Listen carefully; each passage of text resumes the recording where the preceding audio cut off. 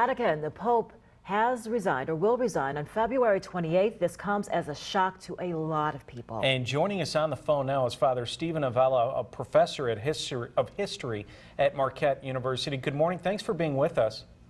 Good morning. Oh, tell us how much of a shock this was now from the Vatican and people close to him hearing of this today. Well, I'm going to quote my favorite philosopher, Popeye the Sailor, will blow me down. This is really surprising, shocking news. And, you know, the first gust of it really kind of rocks you on your heels. Was he in that bad of health?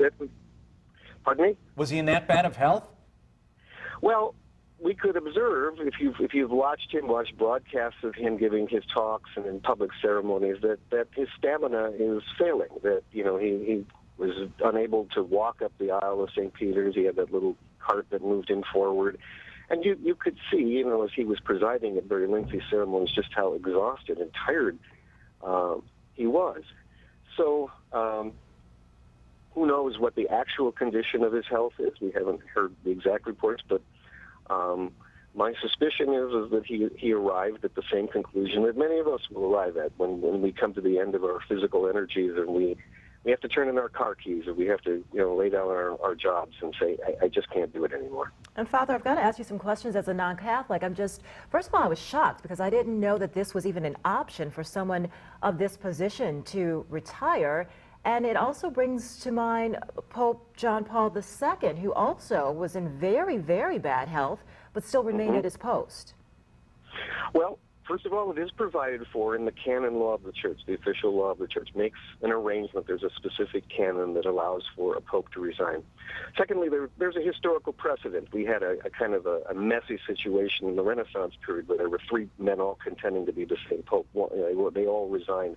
Then back in the 13th century, which is more akin to this situation, a man who had been elected pope lasted 5 months and said, I don't want to do this anymore, and he quit. That was in the year 1294. So it's out there. The Catholic Church is old enough that just about everything has happened in the past.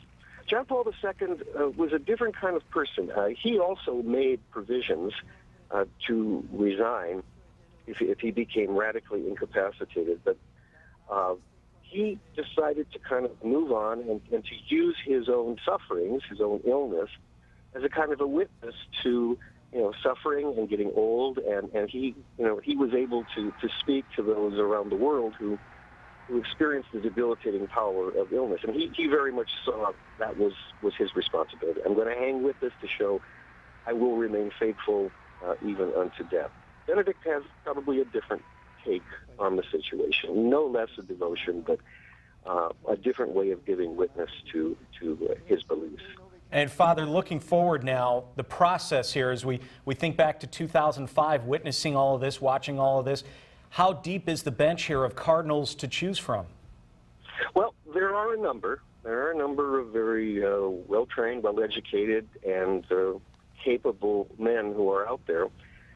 But what's going to happen now between the announcement of this resignation, which, you know, catches a lot of people by surprise, and the 28th of February at 8 o'clock in the evening when the Pope lays down his responsibilities, is there will be a lot of cross-traffic, a lot of people speculating, talking, people from the outside of the Church will saying this is who we need for Pope. Cardinals within themselves will be speculating and ruminating, going back and forth. Obviously, there are factions among the cardinals, the people who have particular points of view about where the Church should be going and what it should be doing, and they will be contending and going back and forth with each other. By the time the cardinals arrive in Rome in early March for the conclave and sit down to pray and think about this, likely, some candidates will have emerged from among them and will be paying close attention to the tea leaves. You know, what are some of the signs? At the conclave in 2005, Pope Benedict was in charge of it, and he gave the opening address and was very much kind of the hovering spirit over the conclave of 2005. He preached at the Pope's funeral. We're not going to have a funeral, obviously, but who are some of the people who are going to loom very large in, you know, the arrangements for the conclave and working all that out? Those are the things that we'll all be speculating on in the same way we speculate about our American politics. And Father, just so many questions. I've got to ask you this before we let you go. Reading from Pope Benedict's statement, he's saying that he realizes his advanced age, he's no longer suited to exercise his job, but he also says that he understands that no less with prayer and suffering, that his faith must also be carried out not only with words and deeds, but no less with prayer and suffering. And so it appears that he's not doing that by resigning. What will this mean for the Catholic Church? What kind of message is this sending? Or does it send a message? I think most Catholics, at least most American Catholics, as I can speak to, will understand. I mean, we have a retirement and resignation culture. We come to 65 or 66 or 67 and we say we want to lay down our burdens in our jobs.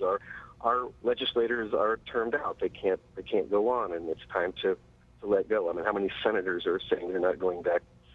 I think most Catholics will say, yeah, the Holy Father really has done his job, and let him rest. Let him, he's a scholar, and he wanted to retire, before he became Pope. He wanted to lay down his burdens with the Congregation for the Doctrine of the Faith.